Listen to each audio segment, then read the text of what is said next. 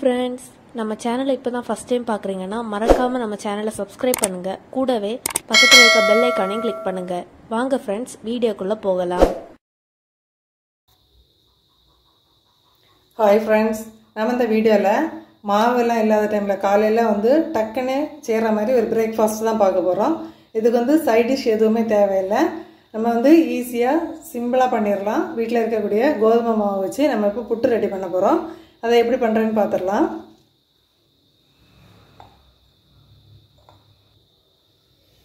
இப்போ நான் புட்டு பண்றதுக்கு 2 கப் கோதுமை மாவு எடுத்து வச்சிருக்கேன். இப்போ 2 கப் கோதுமை மாவுக்கு 2 டேபிள் ஸ்பூன் அரிசி மாவு. இது பச்சரிசி மாவு, இடியாப்ப மாவு இல்ல புட்டு மாவு உங்கள்ட்ட எது இருக்கோ அதை நீங்க எடுத்துக்கலாம். இப்போ அதை அரைச்சு வச்சிருக்கேன். அப்புறம் நான் புட்டுல இனிப்பு சேர்த்து வேக வைக்க போறேன். அதனால உப்பு கொஞ்சமா போட்டா போதும். இப்போ சப்போஸ் நீங்க இதுல இனிப்பு சேர்க்கல அப்படின்னா அந்த மாவுக்கு தேவையான உப்பு சேர்த்துக்கோங்க. நான் இப்போ இனிப்பு சேர்க்கறதுனால கம்மியான உப்பு தான் சேர்த்துக்கிறேன். இப்போ இதெல்லாம் சேர்த்து ஒருக்கா மிக்ஸ் பண்ணிரலாம். நீங்க இது மாவு விரசும் போது பிகினர்ஸ்க்காக சொல்றேன், கொஞ்சம் கொஞ்சமா தண்ணி தெளிச்சு, ஏன்னா கோதுமை மாவுனால டக்குன்னு உருண்டுரும். அதனால கொஞ்சம் கொஞ்சமா தண்ணி தெளிச்சு விரசணும்.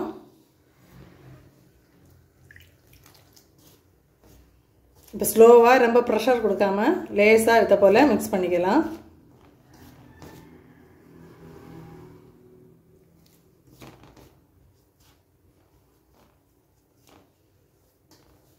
இது டக்குன்னு உருண்டாயிரும். அதனால லேசா கொஞ்சம் கொஞ்சமா தண்ணி சேர்த்து உருட்டி விரசி எடுத்துக்கலாம்.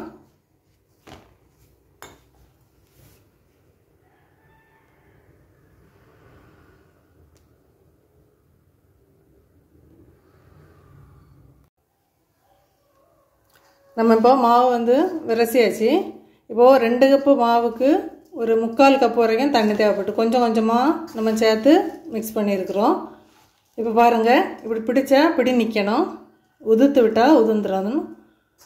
இந்த அளவு பதத்தில் நம்ம மிக்ஸ் பண்ணிக்கலாம். இப்போ இதை நம்ம கோதுமை மாவுனால சின்ன சின்ன உருண்டை சைடில் கொஞ்சமாக லேசாக கிடக்க தான் செய்யும். நம்ம இப்போ இதை மிக்ஸி ஜாரில் சேர்த்து மாவை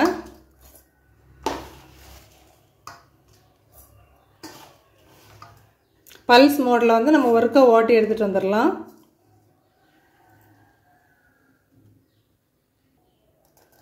இப்போ பாருங்க, நம்ம பல்ஸ் மோடில் ஓட்டி எடுத்துட்டு வந்தாச்சு. மாவு ஒன்று ஒட்டாம இங்கே பாருங்க உதிரி உதிரியா பூ போல இருக்குது.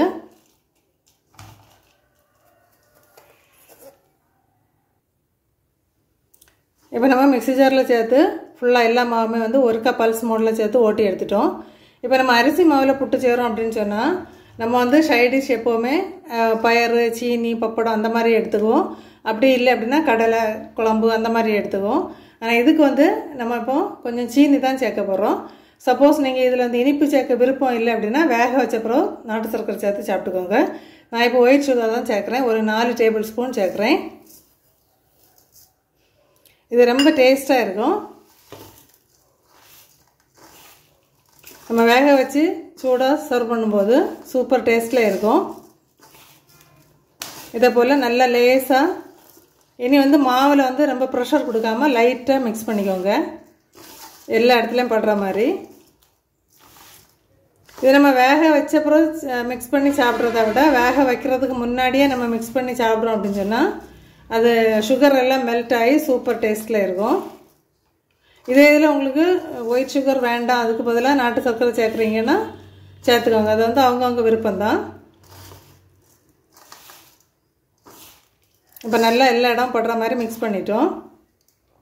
இனி இப்போ இதில் கொஞ்சமாக தேங்காய் பூ லாஸ்ட்டில் வேக வச்ச பிறகு கூட நீங்கள் சேர்த்துக்கலாம். இப்போ நான் கொஞ்சமாக அதில் சேர்த்து ஃபஸ்ட்டு மிக்ஸ் பண்ணிக்கலாம்.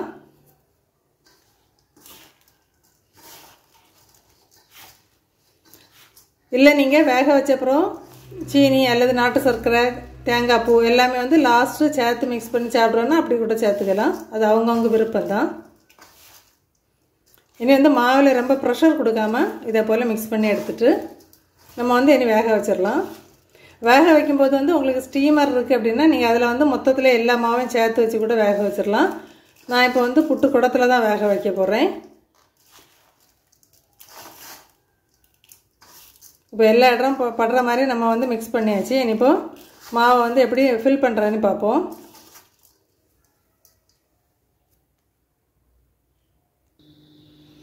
இப்போ நம்ம மாவு இதில் எப்படி ஃபில் பண்ணுறேன்னு பார்த்துடலாம். ஃபஸ்ட்டு நம்ம அடியில் சில்லு போட்டிருக்குறோம். இதில் வந்து கொஞ்சமாக தேங்காய் பூ ஃபில் பண்ணுறது கூட அவங்கவுங்க ஆப்ஷன் தான். இப்போ இதில் நம்ம கொஞ்சமாக மாவு சேர்த்துக்கலாம். நம்ம வந்து சின்ன சின்ன பீசஸாக வேணும் அப்படின்னா இதை போல் செப்பரேட் பண்ணிக்கலாம். அடுத்தது வந்து செப்பரேட் பண்ணுறதுக்காக வேண்டி இன்னுமா கொஞ்சமாக தேங்காய் பூ சேர்த்துக்கலாம்.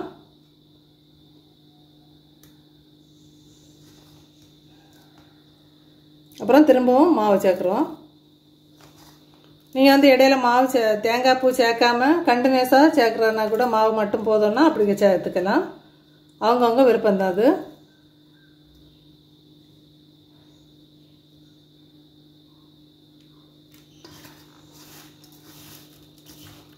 நீங்கள் வந்து வேக வைக்கும்போது மட்டும் நார்மலாக அரிசி மாவில் வேக வைக்கிறத விட இதை வந்து கொஞ்சமாக டைம் கூட எடுக்கும். ஆனால் இது வந்து நம்ம வெந்த உடனே நல்ல மனம் இருக்கும், உங்களுக்கு அதிலே தெரியும். பிகினர்ஸ்க்காக சொல்கிறேன்.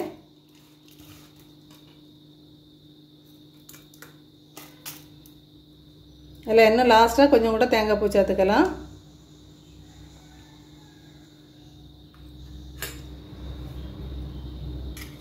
நம்ம இப்போ வேக வச்சுட்டு பார்க்கலாம். இப்போ நம்ம புட்டு வேக வைக்கும்போது ஃபஸ்ட்டு வந்து இந்த கீழே இருக்க பாட்டில் வந்து கொஞ்சம் தண்ணி ஊற்றி கொதிக்க வச்சுட்டு நல்லா கொதிச்ச அப்புறம் மேலே வந்து நம்ம அந்த புட்டு குழாயில் வைக்கணும். பிகினர்ஸ்க்காக சொல்கிறேன். இந்த இட்லி நம்ம வைக்கிறத போல தான் கொதிச்ச அப்புறம் வச்சாதான் நல்லாயிருக்கும். இப்போ ஒரு 5 நிமிஷம் நல்லா வேக விட்டாச்சு. இங்கே பாருங்கள், நல்லா அந்த ஸ்டீம் வருதுல்ல, வெந்துட்டுன்னு அர்த்தம்.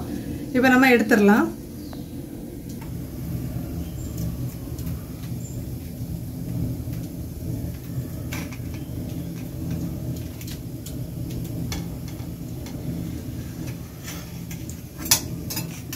இப்போ கோதுமை புட்டு சூப்பராக ரெடி ஆகிட்டு பாருங்கள்.